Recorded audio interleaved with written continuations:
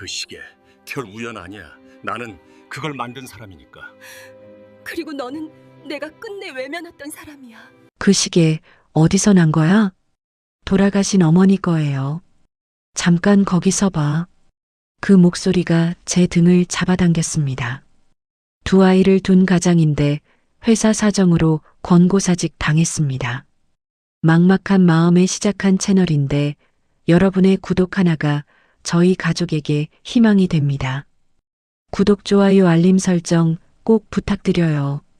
저는 부엌으로 돌아서려다 발을 멈췄습니다. 천천히 고개를 돌렸습니다. 남자의 시선이 제 손목에 꽂혀 있었습니다. 정확하게는 제 손목에 감긴 낡은 시계 위에. 저는 무의식적으로 오른손으로 왼쪽 손목을 감쌌습니다. 차가운 시계 유리가 손바닥에 닿았습니다. 그 차가움이 이상하게 마음을 다잡아 주었습니다. 남자의 손이 미세하게 떨리고 있었습니다. 저는 그것을 보았습니다. 그리고 모른 척했습니다. 제 이름은 윤서아입니다. 딸 유빈이를 혼자 키우는 엄마입니다. 그리고 오늘 이 넓은 저택의 새 가사도우미로 첫 출근을 한 사람이기도 합니다. 저택은 상상보다 컸습니다. 대문을 들어서는 순간 정원의 규모에 먼저 압도됐습니다. 잘 다듬어진 나무들이 길 양쪽으로 늘어서 있었고 현관 앞 계단은 대리석이었습니다. 집 안으로 들어서자 천장이 높았습니다.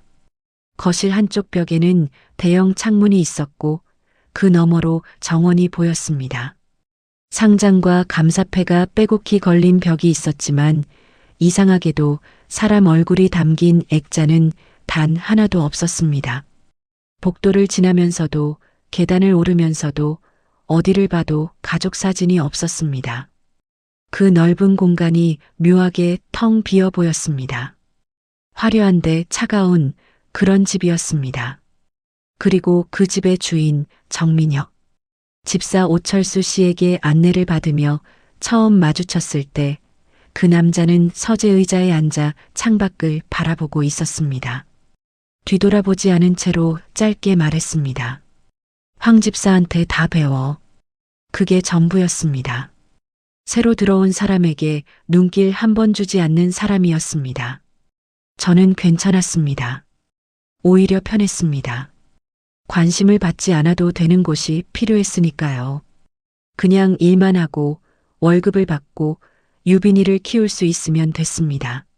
묻지도 따지지도 않는 곳, 조용히 살아갈 수 있는 곳, 그것만으로 충분했습니다. 일은 익숙했습니다. 청소, 빨래, 식사 준비, 각 방 정리. 몸이 먼저 움직였습니다. 오철수 씨가 집의 구조와 규칙을 설명해 줬지만 어지간한 건 해보면 알 수 있었습니다. 저는 군더더기 없이 처리했습니다. 불평하지 않았습니다. 질문도 최소한으로 했습니다. 그날 저녁이었습니다. 식사 준비를 마치고 식탁을 정리하는데 민혁 씨가 서재에서 나와 식탁 끝에 앉았습니다. 와인 잔을 천천히 기울이며 창밖을 바라봤습니다. 해가 지고 있었습니다. 저는 정리를 마무리하면서 시선을 느꼈습니다. 남자의 눈이 잠깐 제 쪽을 향했습니다. 정확하게는 제 손목을 향했습니다. 저는 알아챘습니다. 그래도 손목을 숨기지 않았습니다. 숨길 이유가 없다고 생각했습니다. 어머니께서 남겨주신 시계였습니다. 제가 가진 것 중에 가장 오래된 물건이었습니다. 오래된 가죽 밴드에 흠집이 몇 개 있는 낡은 시계였지만 저는 매일 차고 있었습니다. 어머니가 임종 직전에 제 손목에 직접 채워주셨으니까요. 부엌으로 돌아서려는 순간이었습니다. 그 목소리가 들렸습니다. 그 시계 어디서 난 거야? 저는 멈췄습니다. 천천히 고개를 돌렸습니다. 그리고 담담하게 대답했습니다. 돌아가신 어머니 거예요. 남자가 아무 말도 하지 않았습니다. 그런데 손이 떨리고 있었습니다. 와인 잔을 쥔 손이 미세하게 흔들렸습니다. 저는 그것을 보면서 심장이 한 박자 느려지는 것을 느꼈습니다. 잠깐 거기 서봐. 그 말에 저는 다시 멈췄습니다. 그리고 오른손으로 왼쪽 손목을 감쌌습니다. 이 집에서의 첫날 저녁이 그렇게 시작되고 있었습니다. 다음 날부터 일이 본격적으로 시작됐습니다. 저는 새벽 6시에 저택에 도착했습니다. 유빈이는 이웃 박순희 씨가 봐주기로 했습니다. 박순희 씨는 제 사정을 다 아는 분이었습니다. 아이 맡기는 것을 미안해하는 저한테 손을 저으며 말씀하셨습니다. 걱정 말고 다녀와요. 그 말이 출근길 내내 마음에 남았습니다. 저택은 아침마다 다른 표정이었습니다. 햇빛이 들어오는 방향에 따라 같은 공간도 달라 보였습니다. 오전에는 동쪽 창으로 빛이 들어와 거실이 밝았고 오후가 되면 서쪽 서재 쪽으로 빛이 기울었습니다. 정민혁 씨는 대부분 서재에 있었습니다. 아침 일찍 나가서 저녁 늦게 돌아오거나 집에 있는 날에는 하루 종일 서재 문이 닫혀 있었습니다. 식사를 차려두면 나와서 혼자 먹고 다 먹으면 다시 서재로 들어갔습니다. 말이 없는 사람이었습니다. 무뚝뚝한 게 아니라 애초에 말을 나눌 생각이 없는 사람 같았습니다. 저도 말을 걸지 않았습니다. 업무 관련된 것만 짧게 보고했고 나머지는 알아서 처리했습니다. 서로 불필요하게 마주치지 않는 것이 이 집의 불문율 같았습니다. 오철수 씨가 빈틈없이 집안 전체를 파악하고 있어서 모르는 것이 있으면 그분께 물었습니다. 그런데 사흘째 되던 날이었습니다. 박순희 씨가 급하게 연락을 해왔습니다. 친정 어머니가 쓰러지셔서 급히 내려가야 한다고 오늘 유빈이를 봐줄 수가 없다고 했습니다. 저는 한동안 핸드폰을 쥔 채 서 있었습니다. 달리 방법이 없었습니다. 유빈이를 데리고 출근하는 것 말고는. 유빈이는 신이 났습니다. 큰 집이다, 정원이 넓다, 꽃이 예쁘다며 혼자 이리저리 뛰어다녔습니다. 저는 일을 하면서 내내 유빈이를 눈으로 쫓았습니다. 조용히 있으라고 신신당부했지만 7살 아이에게 조용함이란 쉽지 않은 일이었습니다. 오철수 씨가 유빈이를 보더니 잠시 표정이 굳었습니다. 회장님이 아이를 좋아하시지 않는다고 했습니다. 오래전부터 그랬다고 조용히 있게 해달라고 했습니다. 저는 고개를 끄덕였습니다. 최대한 눈에 띄지 않게 하겠다고 했습니다. 그런데 유빈이는 잘 숨지 않는 아이였습니다. 오후가 되었을 때였습니다. 잠깐 한눈을 판 사이 유빈이가 보이지 않았습니다. 저는 가슴이 철렁해서 저택 안을 돌아다녔습니다. 거실에도 없었습니다. 주방에도 없었습니다. 그리고 복도 끝 서재 문 앞에서 유빈이를 발견했습니다. 문이 열려 있었습니다. 유빈이가 안을 들여다보고 있었습니다. 저는 급하게 달려가 유빈이를 잡으려 했는데 그 순간 민혁 씨와 눈이 마주쳤습니다. 그 사람도 유빈이를 보고 있었습니다. 굳은 표정이었습니다. 그때 유빈이가 서재 안을 손가락으로 가리키며 말했습니다. 엄마, 저 시계 봐. 우리 엄마 시계랑 똑같이 생겼어. 저는 숨이 멎는 것 같았습니다. 유빈이가 가리킨 것은 서재 책상 위에 놓인 낡은 손목 시계였습니다. 민혁 씨가 뭔가를 살펴보다가 내려놓은 것 같았습니다. 저는 그 시계를 보는 순간 몸이 굳었습니다. 멀리서도 알아볼 수 있었습니다. 제가 매일 차고 있는 시계와 같은 모양이었습니다. 같은 디자인, 같은 크기, 같은 낡은 분위기. 민혁 씨의 시선이 제 손목으로 향했습니다. 저는 뒤로 물러서며 유빈이의 손을 잡았습니다. 죄송합니다. 짧게 말하고 서재 문을 닫았습니다. 복도에서 심장이 빠르게 뛰었습니다. 유빈이는 제 손을 잡고 아무것도 모른 채 까르르 웃으며 걸어갔습니다. 저는 그 손을 꽉 쥐었습니다. 이 시계에 대해 묻는 사람이 생길 거라는 걸 어렴풋이 예감하고 있었습니다. 다음 날 아침 분위기가 달랐습니다. 오철수 씨가 출근하는 저를 현관에서 기다리고 있었습니다.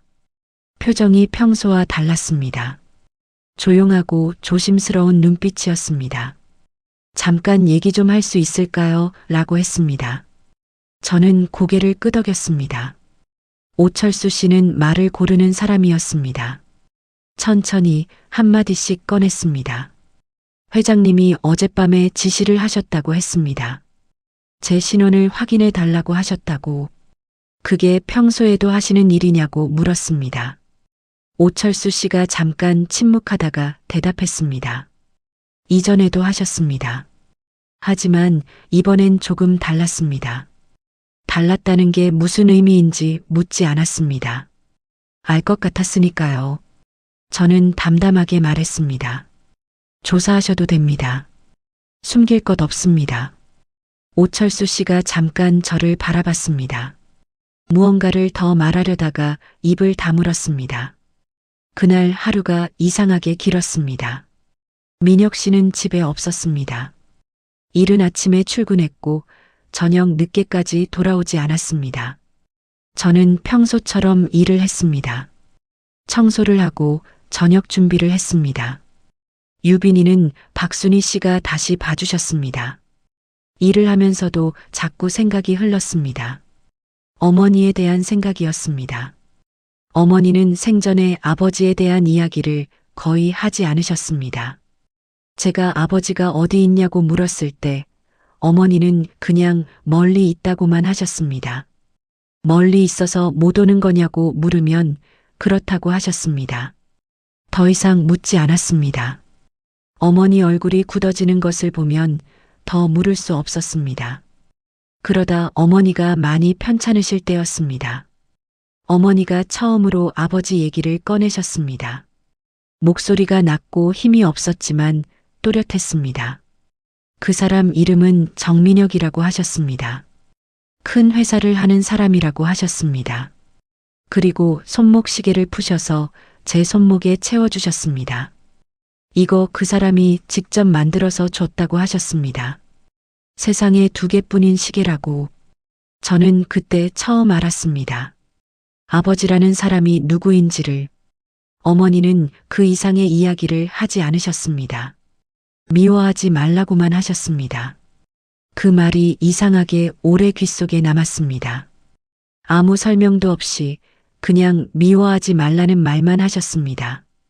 저는 그 말의 의미를 오랫동안 생각했습니다. 저녁이 됐을 무렵 민혁 씨가 돌아왔습니다. 현관에서 코트를 벗는 모습을 복도 쪽에서 봤습니다. 피곤한 기색이었습니다. 어깨가 평소보다 약간 내려가 있었습니다. 오철수 씨가 옆에서 뭔가를 귓속말로 전하는 것이 보였습니다. 민혁 씨의 눈빛이 변했습니다. 그리고 저쪽을 힐끗 봤습니다. 저는 시선을 피했습니다. 부엌으로 들어가 마지막 설거지를 마쳤습니다. 퇴근 준비를 하면서 무의식적으로 손목시계를 한번 내려다봤습니다. 어머니 얼굴이 떠올랐습니다. 임종 직전 시계를 채워주시던 그 손이 떠올랐습니다. 저는 조용히 숨을 내쉬었습니다. 이 집에 온 것이 우연이 아닐 수도 있다는 걸 이미 알고 있었습니다. 하지만 먼저 말할 생각은 없었습니다. 어머니가 말씀하셨으니까요. 미워하지 말라고, 원망하지 말라고. 그 말이 전부였습니다. 저는 그냥 이 집에서 조용히 일을 하기로 했습니다. 오철수 씨가 조사 결과를 보고하던 날 밤의 일을 저는 알지 못했습니다. 나중에 오철수 씨에게 들은 이야기였습니다. 그날 밤 민혁 씨는 조사 결과를 듣고 한동안 아무 말도 하지 않았다고 했습니다. 서재 의자에 앉아 창밖을 바라봤다고 했습니다. 오철수 씨가 나가도 되냐고 물어도 대답을 안 하셨다고 했습니다. 그냥 한참 있다가 혼자 나가라고 하셨다고. 저는 그 장면을 상상했습니다. 그리고 이상하게 가슴 한쪽이 아팠습니다. 미웠던 사람인데, 원망했던 사람인데, 어머니를 두고 떠난 사람인데, 그런데도 그 외로운 뒷모습이 자꾸 마음에 걸렸습니다. 그 무렵부터 민혁 씨의 태도가 달라지기 시작했습니다. 달라졌다고 해서 뭔가 확실히 바뀐 건 아니었습니다. 여전히 말이 없었고 여전히 서재에 오래 있었습니다. 하지만 시선이 달랐습니다. 예전엔 저를 보지 않았다면 이제는 의식적으로 시선을 피하는 것 같았습니다. 마주칠 것 같으면 먼저 방향을 돌렸습니다. 같은 공간에 있어도 가능한 한 제 쪽을 보지 않으려는 것 같았습니다. 저도 모른 척 했습니다. 어느 날 오후였습니다. 서재 청소를 하러 들어갔을 때 민혁 씨가 자리를 비운 상태였습니다. 저는 평소처럼 청소를 시작했습니다. 먼지를 닦고 책상 위를 정리했습니다. 그런데 책상 서랍이 조금 열려 있었습니다. 안을 들여다보려 한 건 아니었습니다. 그냥 서랍을 닫으려다가 손이 멈췄습니다. 안에 뭔가가 보였습니다. 낡은 손목 시계였습니다. 며칠 전 유빈이가 발견했던 바로 그 시계였습니다. 책상 위에 있던 것이 어느새 서랍 안으로 들어간 것이었습니다. 저는 손을 뻗지 않았습니다. 그냥 바라봤습니다. 멀리서 서랍이 조금 열린 틈으로 제 손목의 시계와 같은 모양이었습니다. 가죽 밴드의 색깔, 케이스의 형태, 시침과 분침의 디자인. 완전히 똑같았습니다. 어머니가 말씀하셨습니다. 세상에 두 개뿐인 시계라고. 그렇다면 저 시계가 나머지 하나였습니다. 숨이 천천히 빠져나가는 것 같았습니다. 저는 서랍을 그대로 닫았습니다. 청소를 마저 했습니다. 먼지포를 접고 창문을 닫고 서재 문을 조용히 닫고 나왔습니다. 복도 창가에 잠깐 서 있었습니다. 정원에 바람이 부는 게 보였습니다. 나무가 살랑했습니다. 유빈이가 저번에 정원에서 뛰어놀던 모습이 떠올랐습니다. 넓다며 좋아하던 모습, 꽃 이름을 하나씩 물어보던 모습, 그리고 어머니 얼굴이 떠올랐습니다. 어머니는 이 집을 알고 있었을까요? 이 정원을 알고 있었을까요? 한때 여기서 살았던 걸까요? 그런 생각들이 밀려왔습니다. 저는 그것들을 하나씩 마음 안쪽으로 밀어 넣었습니다. 지금은 아직 아니었습니다. 감정이 앞서면 안 됐습니다. 오철수 씨가 복도를 지나다가 저를 봤습니다. 잠깐 눈이 마주쳤습니다. 오철수 씨의 눈빛이 이상하게 따뜻했습니다. 무언가를 알면서도 기다려주는 사람의 눈빛이었습니다. 저는 고개를 숙이고 지나쳤습니다. 마음이 복잡했습니다. 미워하지 말라고 하셨습니다. 어머니가. 그런데 지금 이 순간, 이 집의 서재 서랍 속에서 시계를 본 순간, 저는 무엇을 느꼈는지 정확히 알 수 없었습니다. 미움인지 슬픔인지 아니면 오래된 그리움인지 모두인 것 같기도 했습니다. 그 주 목요일이었습니다. 아침부터 유빈이가 이상했습니다. 밥을 잘 안 먹으려 했고 눈이 조금 멍해 보였습니다. 저는 이마를 짚어봤습니다. 조금 뜨겁기는 했지만 심하지 않았습니다. 그냥 피곤한 거겠지 생각했습니다. 박순희 씨한테 부탁드리면서 혹시 더 열이 오르면 연락 달라고 했습니다. 출근하는 내내 마음 한켠이 불안했습니다. 오전 일은 평소처럼 흘렀습니다. 청소를 하고 장을 봐서 식재료를 정리하고 점심을 준비했습니다. 민혁 씨는 오늘도 서재에 있었습니다. 점심을 문 앞에 가져다 두면 나와서 드셨습니다. 저는 그 사이 혼자 주방 구석에서 간단히 먹었습니다. 오후 2시쯤이었습니다. 박순희 씨에게서 전화가 왔습니다. 유빈이 열이 많이 오른다고 38도 넘는 것 같다고 했습니다. 저는 핸드폰을 쥔 손에 힘이 들어갔습니다. 오철수 씨에게 양해를 구하고 급하게 박순희 씨 댁으로 달려갔습니다. 유빈이는 이불을 덮고 누워 있었습니다. 얼굴이 붉었습니다. 눈을 뜨기 힘들어하면서도 저를 보자 엄마 하고 불렀습니다. 그 한마디에 가슴이 내려앉았습니다. 열이 높으면 아이들은 금방 지쳐 보입니다. 활기차게 뛰어다니던 아이가 저렇게 힘없이 누워 있으면 어디가 더 아픈 건지 모를 때가 있습니다. 박순희 씨가 걱정스러운 얼굴로 말씀하셨습니다. 병원에 데려가야 할 것 같아요. 낮에 잠깐 잠들었다가 깨더니 더 힘들어하는 것 같아서요. 저는 유빈이를 안았습니다. 유빈이가 제 어깨에 머리를 기댔습니다. 뜨거운 숨이 목에 닿았습니다. 문제는 차가 없었습니다. 저는 택시를 부르려는데 핸드폰 배터리가 거의 없었습니다. 충전기는 저택에 두고 왔습니다. 박순희 씨도 오늘 손자를 태워다 드려야 해서 차가 없다고 하셨습니다. 저는 유빈이를 안은 채 1초가 급했습니다. 그때 오철수 씨에게서 문자가 왔습니다. 아이 상태가 어떻습니까? 혹시 필요한 것 있으면 말씀하세요. 저는 짧게 답했습니다. 병원에 가야 하는데 이동이 어렵다고. 답장이 왔습니다. 차를 보내드리겠습니다. 10분도 되지 않아 차가 왔습니다. 오철수 씨가 직접 운전을 하고 왔습니다. 그런데 차 뒷자리에 민혁 씨도 타고 있었습니다. 저는 순간 멈췄습니다. 민혁 씨가 뒷자리 문을 열어줬습니다. 아무 말 없이 저는 유빈이를 안고 탔습니다. 차가 움직이기 시작했습니다.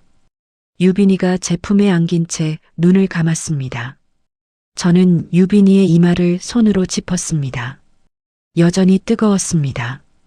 뒷자리에서 민혁 씨와 나란히 앉아 있었습니다. 말이 없었습니다. 저도 말이 없었습니다. 그런데 유빈이가 갑자기 눈을 뜨더니 옆 사람을 봤습니다. 민혁 씨를 봤습니다. 그리고 힘없는 목소리로 물었습니다. 할아버지도 같이 가요? 민혁 씨가 잠깐 굳었습니다. 그러다 짧게 대답했습니다. 응, 같이 간다. 유빈이가 눈을 다시 감았습니다. 저는 창밖을 바라봤습니다. 병원에서 진료를 받는 동안 민혁 씨는 대기실에 있었습니다. 소아과 대기실이었습니다. 딱딱한 의자에 코트를 입은 채로 앉아 있었습니다. 어울리지 않는 풍경이었습니다. 그 넓은 저택 서재에 어울릴 것 같은 사람이 알록달록한 소아과 대기실 의자에 앉아 있었습니다.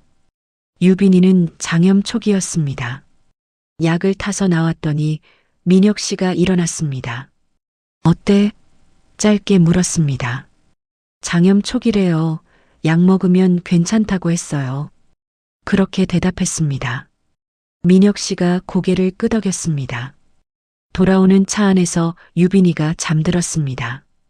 제품에서 곤히 자는 유빈이의 머리카락을 손으로 쓸었습니다.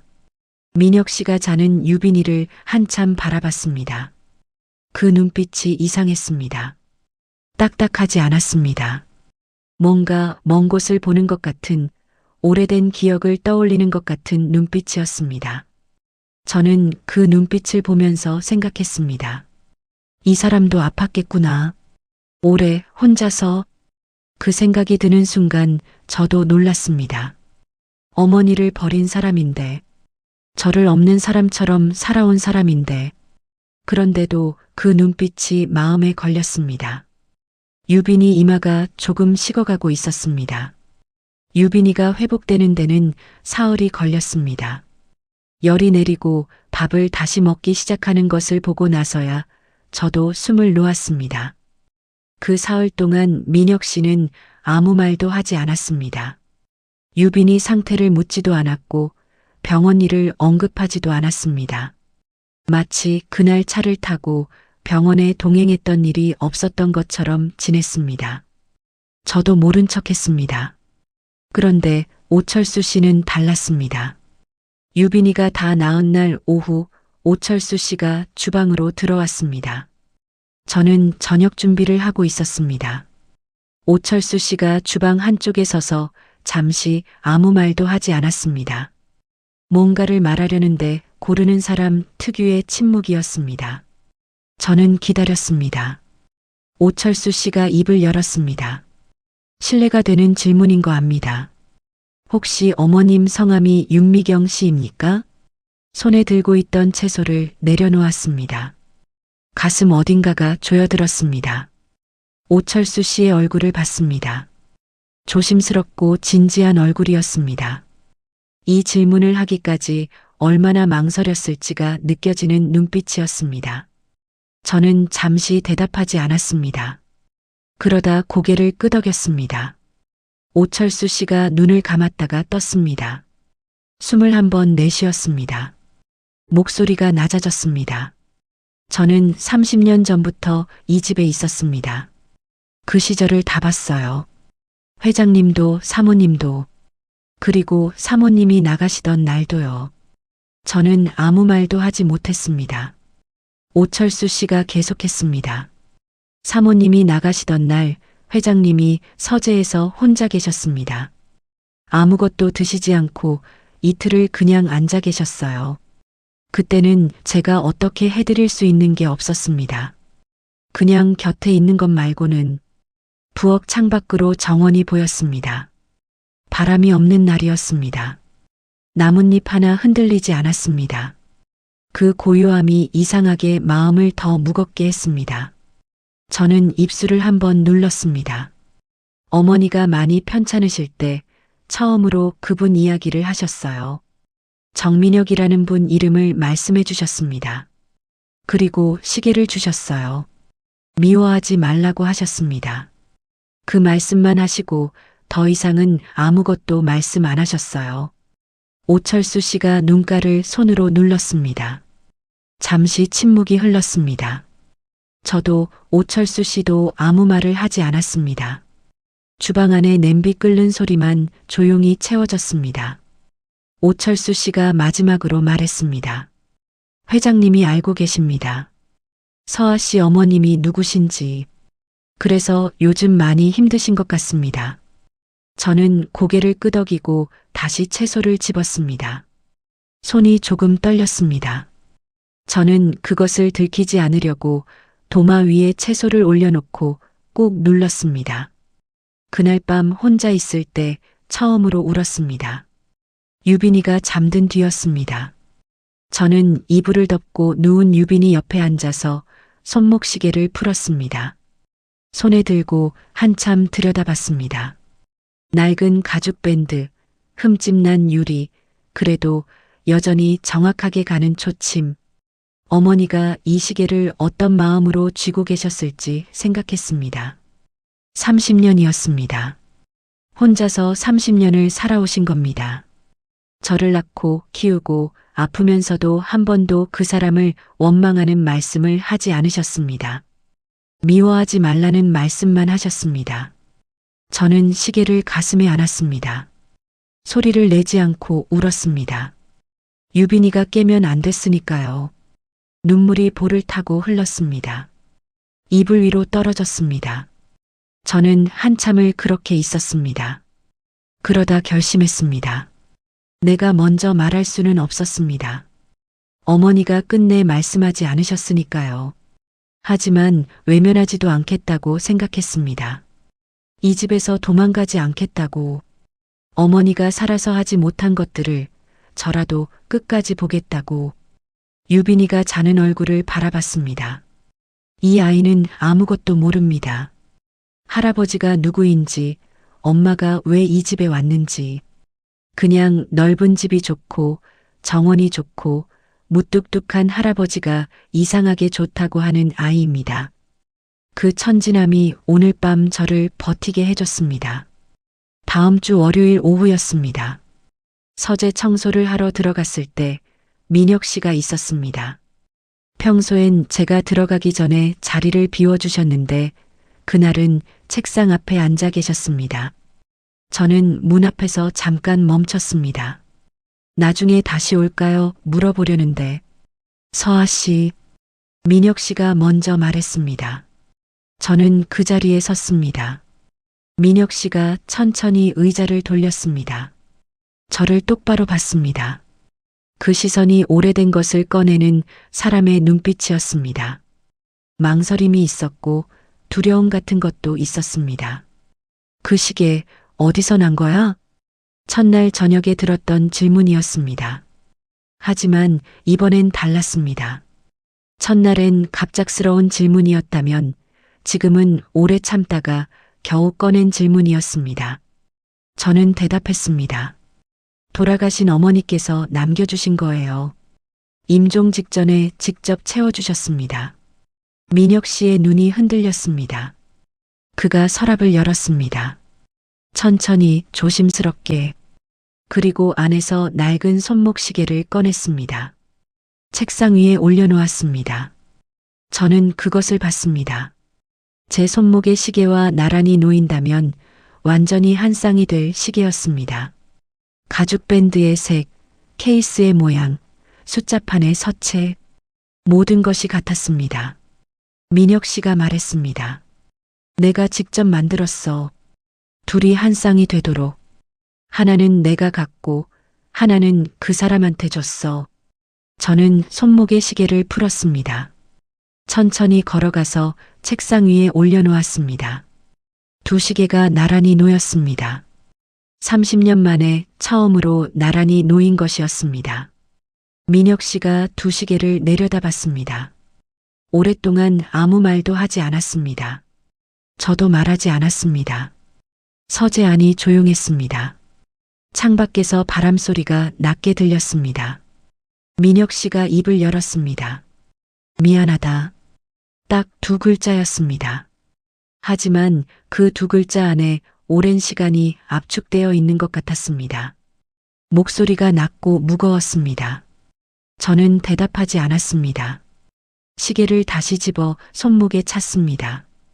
그리고 조용히 말했습니다. 어머니는 이 시계를 한 번도 풀지 않으셨어요. 매일 차고 계셨습니다. 민혁 씨가 눈을 감았습니다. 저는 더 이상 말하지 않고 서재를 나왔습니다. 문을 닫으면서 잠깐 안을 봤습니다. 민혁 씨가 자신의 시계를 손에 들고 바라보고 있었습니다. 그 뒷모습이 매우 작아 보였습니다. 그 넓은 서재 안에서 혼자 오래된 시계를 쥔 채로 복도를 걸어 나오면서 눈물이 날 것 같았습니다. 참았습니다.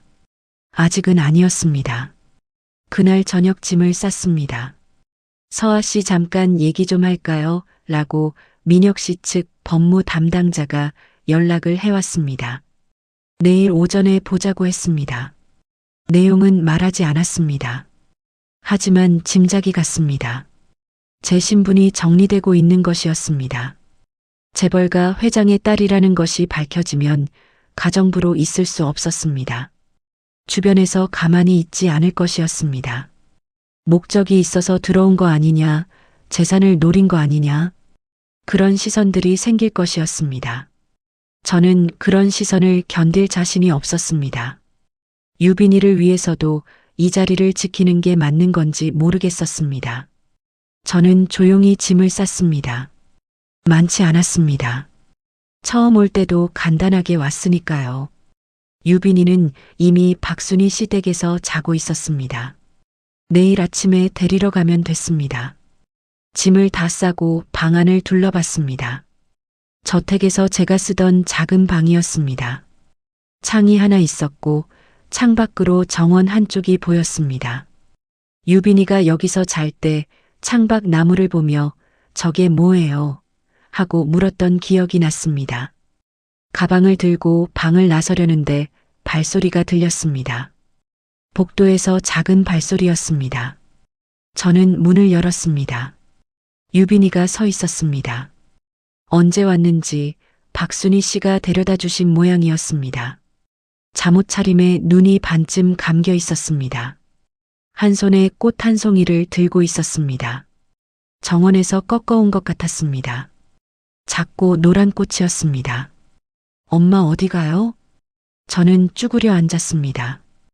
유빈이와 눈을 맞췄습니다. 잠깐 짐 정리 중이야. 유빈이가 고개를 갸웃했습니다. 그러다 꽃을 내밀었습니다. 이거 할아버지 드리러 가려고 했어요. 엄마도 같이 가요. 저는 유빈이의 손을 잡았습니다. 대답을 못하고 있었습니다. 유빈이가 제 손을 잡아당겼습니다. 할아버지한테 인사하고 가야 하잖아요. 우리 딸은 아무것도 모르는 얼굴이었습니다. 그냥 할아버지가 있는 집에 왔고 그 할아버지한테 꽃을 주고 싶은 것 뿐이었습니다. 그 단순함이 오히려 저를 움직이게 했습니다.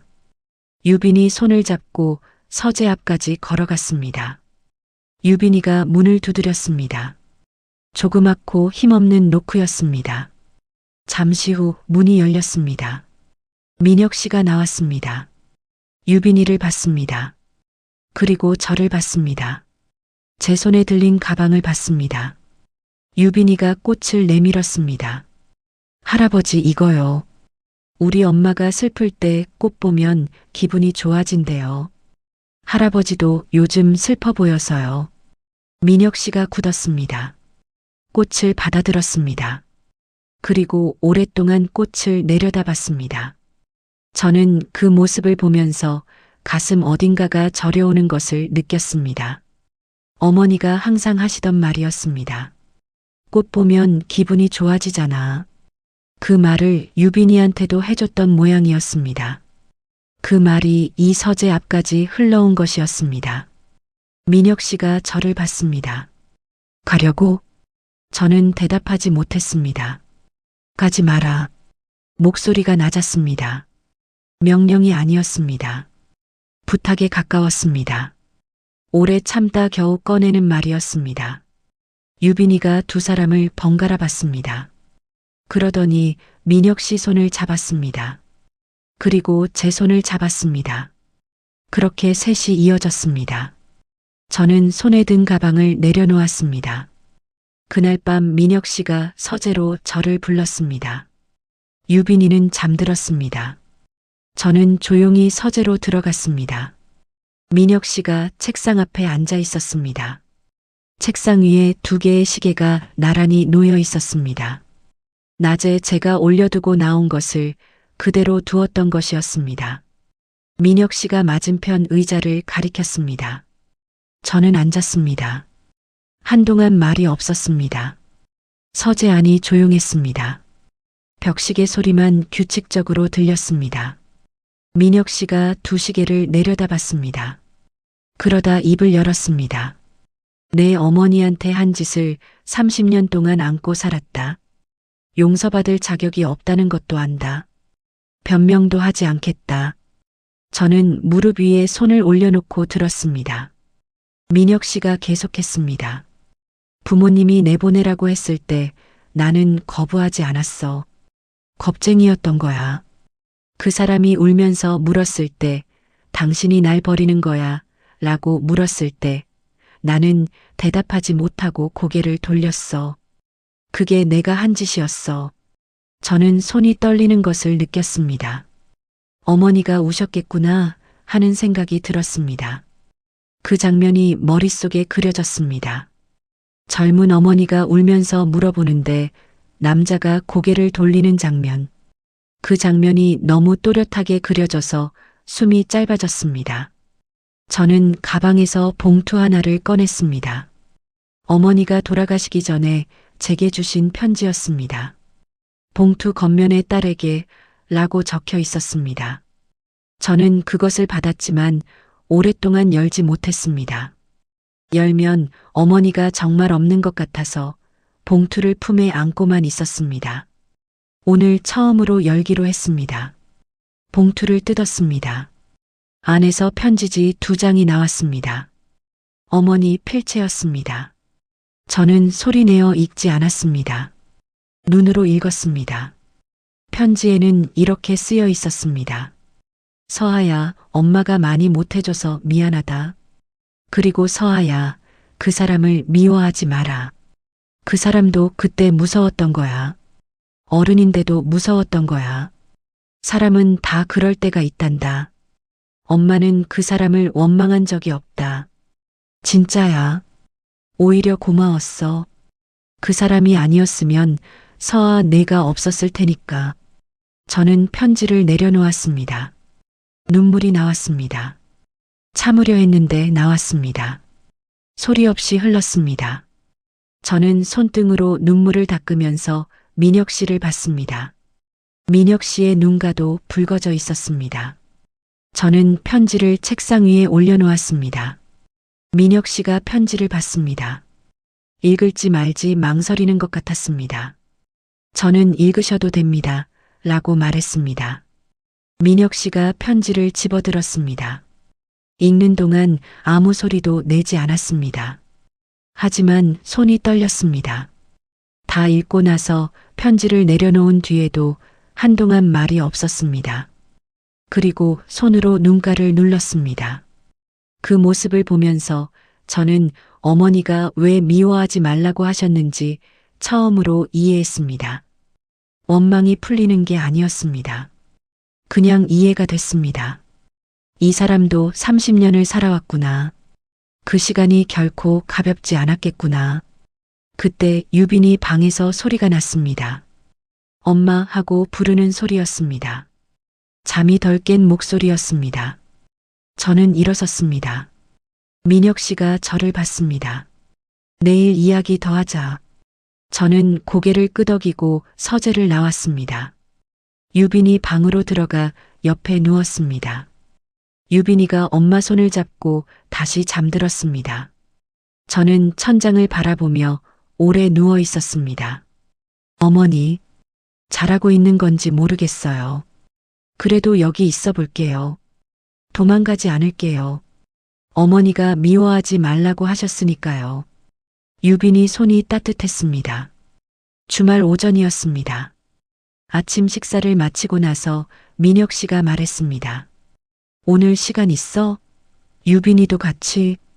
저는 고개를 끄덕였습니다. 세 사람이 차에 탔습니다. 오철수 씨가 운전을 했습니다. 유빈이는 뒷자리에서 창밖을 보며 저것이 뭐냐, 저 건물은 뭐냐 계속 물었습니다. 민혁 씨가 짧게 하나씩 대답했습니다. 어색했지만 어색하지 않은 분위기였습니다. 말이 느리고 어설펐지만 그래도 대화가 됐습니다. 도착한 곳은 시내 사진관이었습니다. 저는 차에서 내리면서 잠깐 멈췄습니다. 사진관이라는 걸 알아챈 순간 가슴이 이상하게 두근거렸습니다. 유빈이는 이미 들어가고 있었습니다. 민혁 씨가 제 옆에서 걸었습니다. 말은 없었지만 보조를 맞췄습니다. 사진관 안은 조용했습니다. 흰 배경 앞에 의자 3개가 놓여 있었습니다. 사진사가 가운데 앉아달라고 했습니다. 민혁 씨가 가운데에 앉았고 유빈이가 오른쪽에, 저는 왼쪽에 앉았습니다. 좀 더 붙어 앉으세요. 사진사가 말했습니다. 저는 조금 더 민혁 씨 쪽으로 몸을 당겼습니다. 어깨가 닿을 정도로. 유빈이는 벌써 카메라를 향해 환하게 웃고 있었습니다. 빠진 앞니 사이로 잇몸이 보였습니다. 웃으세요. 하나, 둘, 셋. 찰칵. 유빈이가 활짝 웃었습니다. 저도 웃었습니다. 민혁 씨도 웃었습니다. 어색하지만 진심이 담긴 웃음이었습니다. 사진사가 한 장 더 찍겠다고 했습니다. 이번엔 더 자연스럽게 웃어달라고 했습니다. 그 말에 유빈이가 갑자기 민혁 씨 팔을 꼭 잡았습니다. 민혁 씨가 잠깐 굳었다가 유빈이의 머리를 손으로 가볍게 쓸었습니다. 유빈이가 더 크게 웃었습니다. 그 순간이었습니다. 찰칵. 저는 그 소리를 들으면서 눈이 뜨거워졌습니다. 참았습니다. 사진이 나오면 웃는 얼굴이어야 했으니까요. 며칠 뒤 사진이 나왔습니다. 민혁 씨가 액자를 골랐습니다. 단단하고 고급스러운 액자였습니다. 저택으로 돌아와서 거실벽에 못을 박았습니다. 오철수 씨가 도와드리겠다고 했지만 민혁 씨가 직접 하겠다고 했습니다. 망치 소리가 거실에 울렸습니다. 1번, 2번, 3번. 둔탁한 소리가 크게 퍼졌습니다. 저는 유빈이 손을 잡고 거실 한쪽에 서서 그것을 지켜봤습니다.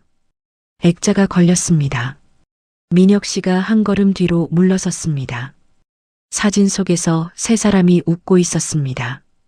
30년 동안 단 한 장의 가족 사진도 없던 벽이었습니다.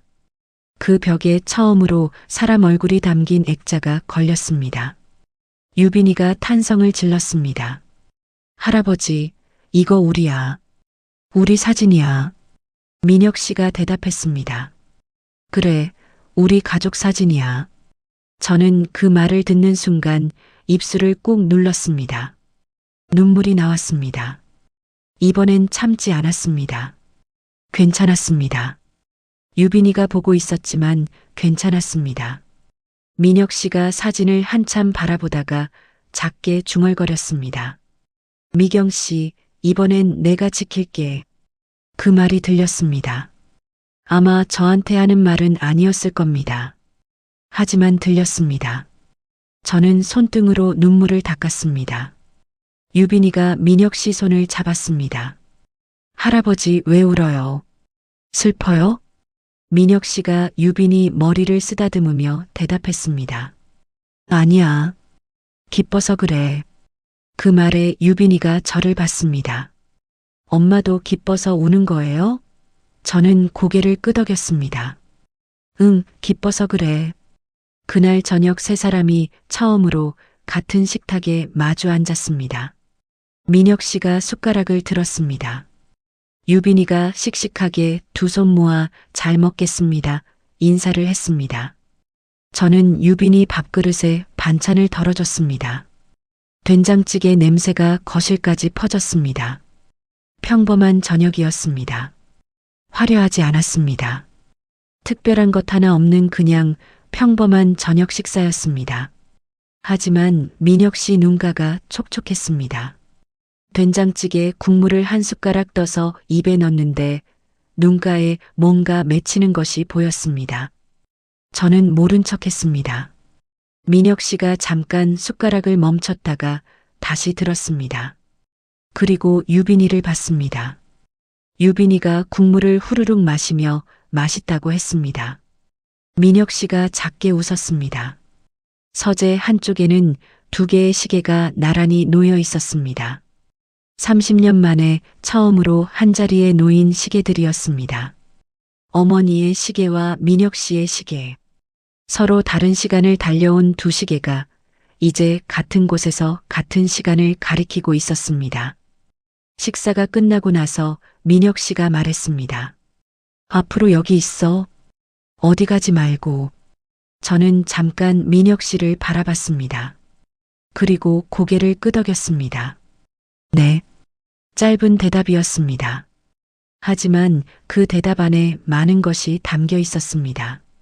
30년의 빈자리가 그렇게 아주 조용히 채워지고 있었습니다.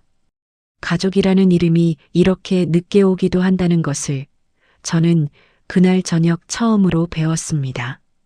늦게 왔지만 그래서 더 소중한 것들이 있다는 것도. 유빈이가 식탁에서 내려오며 민혁 씨한테 뽀뽀를 했습니다. 할아버지 잘 자요. 민혁 씨가 굳은 얼굴로 잠깐 있다가 천천히 유빈이 이마에 손을 얹었습니다. 그래, 잘 자. 저는 유빈이 손을 잡고 방으로 들어갔습니다. 거실에는 민혁 씨 혼자 남았습니다. 하지만 오늘은 달랐습니다. 벽에는 가족 사진이 걸려 있었습니다. 그 사진이 거실을 채우고 있었습니다.